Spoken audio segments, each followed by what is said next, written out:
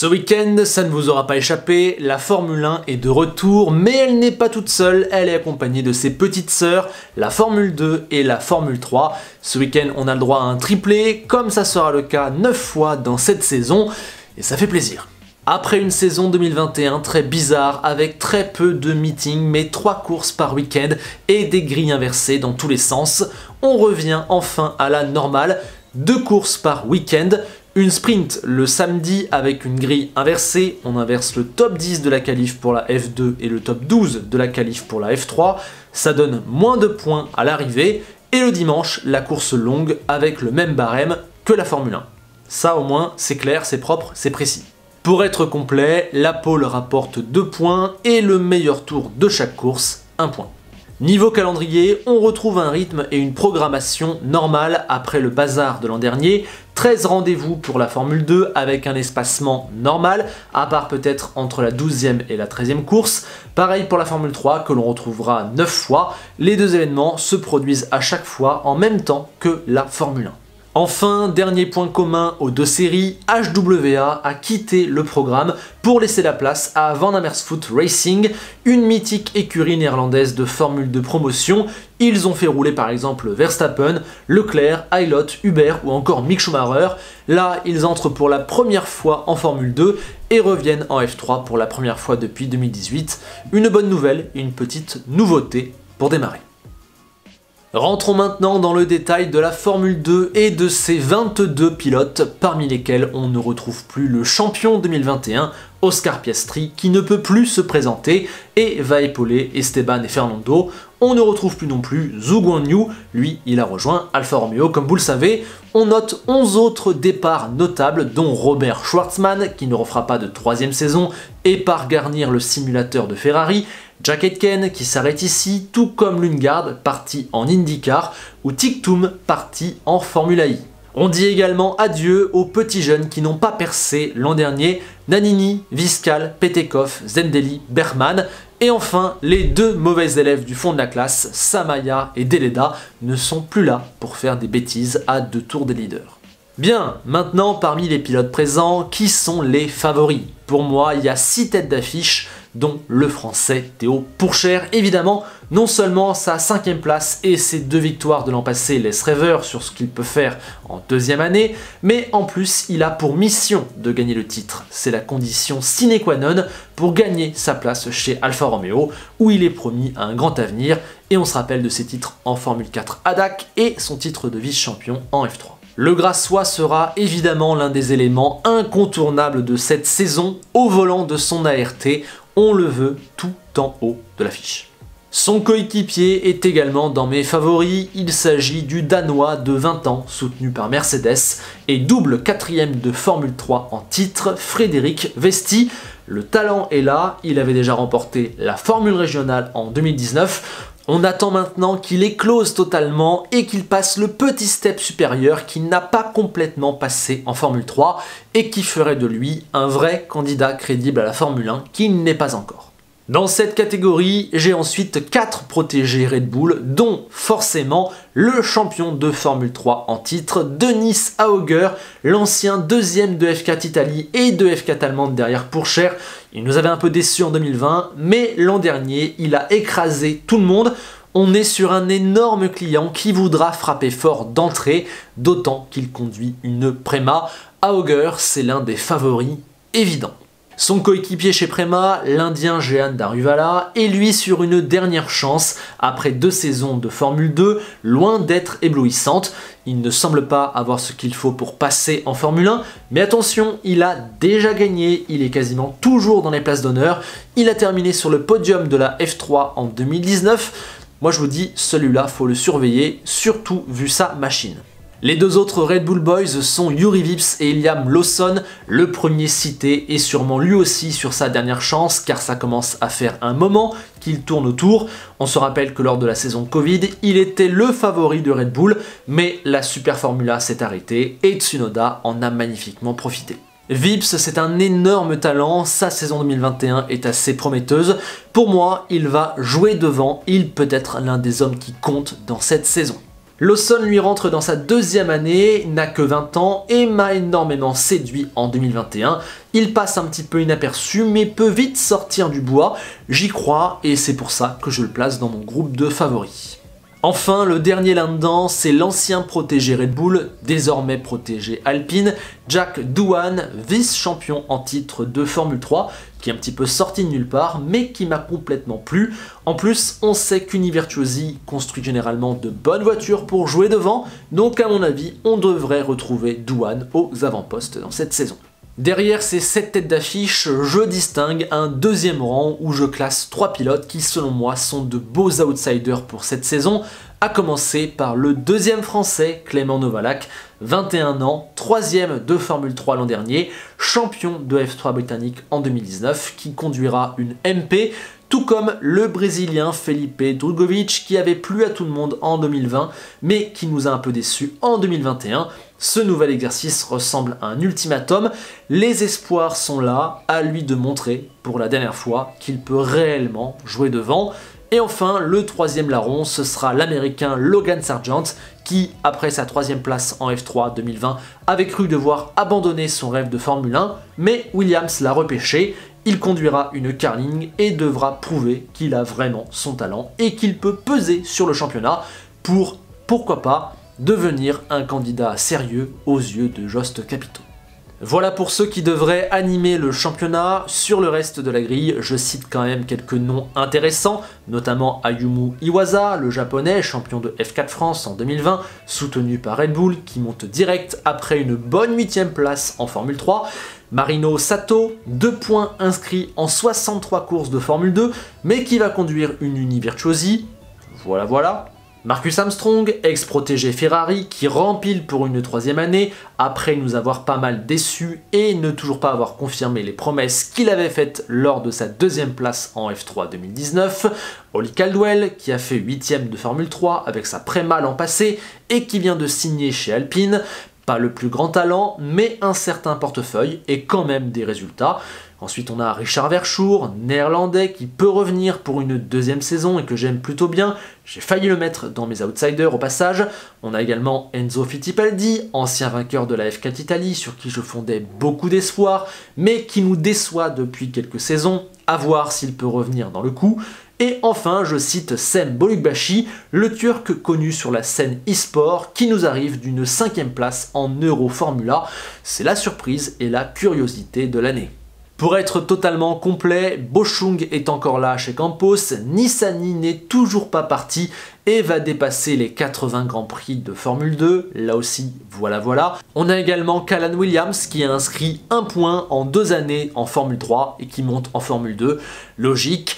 Enfin, du côté de Van Amersfoort Racing, on a un très décevant duo Cordil-Hughes. Voilà, ça, a priori, c'est plutôt pour le fond de grille, à voir si quelqu'un se sort du lot. Pour conclure sur la Formule 2, si je devais parier, je mettrais un podium avec Pourchaire champion devant Auger et Juri Vips, avec mes petits chouchous Lawson et Sargent à la 4ème et 5ème place. En tout cas, voilà, vous avez tout ce qu'il faut savoir sur la Formule 2. J'attends vos avis, vos réactions et vos pronos dans les commentaires.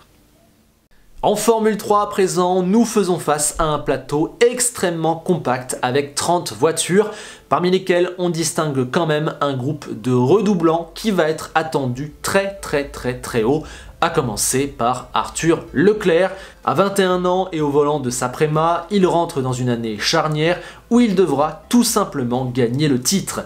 Après sa 3ème place en F4 à Dac, sa 2ème en F3 régional derrière Petekov, il n'a terminé que 10ème l'an passé. Fort d'un titre autoritaire en F3 Asie cet hiver, il revient avec un objectif clair et simple, gagner, pas d'autre choix. Au volant de son ART, le français Victor Martins fait également office de favori. Très séduisant 5ème en 2021 en sortie de son titre en Formule Renault, il a largement confirmé les très bons espoirs placés en lui.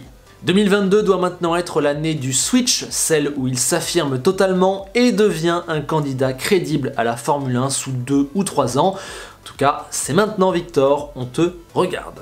Son coéquipier acolyte de toujours, Caio Collet, est dans le même cas de figure, mais a toujours été un cran en dessous du français. Le talent et la folie, parfois, sont là, il faut le dire. À bientôt 20 ans, lui aussi rentre dans une année charnière.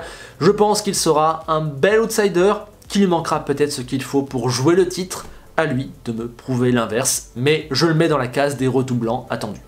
Enfin, deux juniors Red Bull sont attendus sur le devant de la scène après une première saison timide, dirons-nous. D'abord, on a l'américain Jack Crawford, ex-vice-champion de Formule 4 d'Italie et qui a été finir 3ème d'Euroformula en parallèle de sa première saison en demi-teinte en F3 l'an passé. Intéressant 6ème de Formule 3 Asie cet hiver, il va désormais conduire une Prema, l'occasion rêvée pour prouver qu'Helmut Marko a eu raison de lui faire confiance. Clairement, Jack Crawford est attendu pour jouer les très hautes positions. L'anglais Johnny Edgard est dans la même situation, son titre en Formule 4 à Dakar 2020 ayant été suivi d'une adaptation difficile à la Formule 3. Désormais, chez Trident, il faudra passer à l'échelon supérieur pour montrer qu'il est vraiment un crack. Au rayon des redoublants, mais qu'on attend un petit peu moins, on n'oublie pas de citer Juan Manuel Correa, dont ce sera la deuxième saison complète depuis son retour, et il y a plusieurs pilotes qui nous ont clairement déçus et dont on attend mieux, mais pas forcément aux avant-postes. Le Mexicain Rafael Villagomez, le Tchèque Roman Stanek, quelconque 16e l'an dernier, mais qui passe chez Trident, ou encore les Américains Kylen Frederick, ancien vainqueur de la F3 britannique, et Hunter Yenny, vainqueur de la F4 USA en 2020. Messieurs, on attend mieux de vous.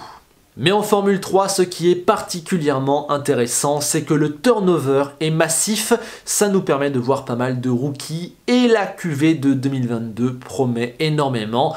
On y retrouve déjà évidemment notre protégé, notre chouchou, Isack Hadjar, qu'on avait découvert avant sa 5ème position en Freca, et avant que Red Bull ne le recrute dans son giron, il a clairement passé un cap et les choses s'accélèrent.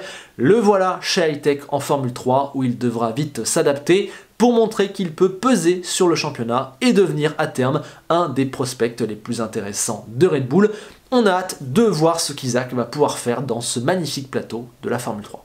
Et il ne sera pas complètement dépaysé puisque montent avec lui deux bonnes connaissances de formule régionale, à commencer par le champion, le Suisse Grégoire Saucy, qui a littéralement écrasé la concurrence et qui courra aux côtés de Victor Martins chez ART.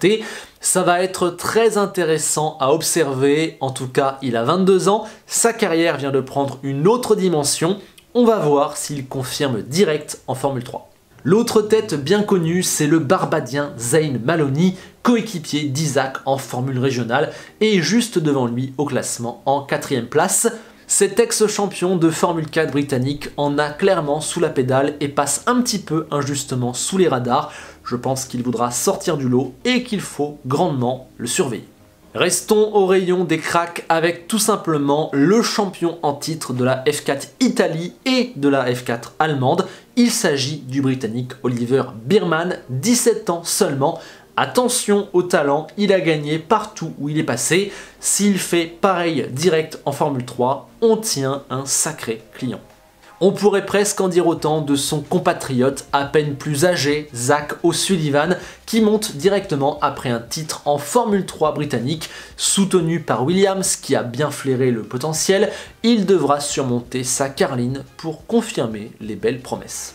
Enfin, dans cette catégorie des rookies à fort potentiel, on termine par une surprise, un pilote inattendu, l'Espagnol Pepe Martí, 3ème de F4 Espagne 2021, mais surtout éblouissant 2ème de F3 Asie derrière Arthur Leclerc il y a quelques semaines. Je l'ai découvert à cette occasion et il m'a complètement bluffé. S'il peut reproduire la même chose, il va en scotcher plus d'un. Pepe Martí, ça se surveille très très fort. En dehors de ces 6 rookies-là qui me paraissent les plus capables de jouer directement très haut dans le championnat, on a quand même d'autres nouveaux à surveiller, dont la relève Trulli, le fils Enzo, 17 ans et vainqueur de la F4 Emira l'an dernier. On a également les débuts du Malaisien Nazim Azman, 4ème d'Euroformula et futur coéquipier d'Isack Hadjar, ceux de l'Indien de 21 ans Kush Maini, ex-2ème de F3 britannique, ou encore ceux du Britannique Ayrton Simmons, 20 ans, vice-champion de la Formule 3 britannique. Et pour être totalement complet sur les nouveaux, on retrouve 5 pilotes qui montent directement depuis la formule régionale qu'on avait bien suivi l'an dernier. D'abord le 6e, l'italien Franco Colapinto, le 10e, l'espagnol David Vidales, le 11e, le finlandais William Alatalo, le 20e, l'italien Francesco Pizzi et le 26e, l'américain Brad Benavides. Voilà, vous avez un tour d'horizon complet de la grille 2022 de Formule 3 et ma hiérarchie que j'imagine en tout cas. Pour ce qui est du titre, je vais me ranger derrière le grand favori Arthur Leclerc et pour l'accompagner sur le podium, je vois les deux ART de Martins et de Saucy. Par contre, derrière, j'imagine une bataille monstrueuse avec du Colette, du Birman, du Hadjar, du Maloney, du Pepe Marty. Je pense qu'il y a vraiment moyen de se régaler avec cette saison de Formule 3. Honnêtement, ces saisons de Formule 2 et de Formule 3 me font absolument saliver. Peut-être qu'en F2, ça manque un petit peu de noms flamboyants et que quand on gratte à droite à gauche dans les catégories, on trouve des pilotes qui n'ont rien à faire là, mais c'est toujours le lot de ces formules de promotion. Et globalement, je trouve qu'il y a une grosse densité et plein de petits cracks qui ne demandent qu'à exploser. C'est un terreau favorable pour avoir une très bonne saison, j'y crois. Avec cette vidéo, j'espère que vous avez tout pour suivre ces deux saisons et les 52 pilotes qui composent les deux catégories. On va se régaler, j'espère que la vidéo vous a plu. Si c'est le cas, n'hésitez pas à mettre un like et je vous attends dans les commentaires pour vos questions, vos réactions, vos pronostics. Allez-y comme d'habitude. Sur ce, on se quitte avec Enzo Ferrari qui rappelle que pour gagner en Formule 1, eh bien c'est pas mal d'avoir gagné en F2 et en F3 avant. À bientôt.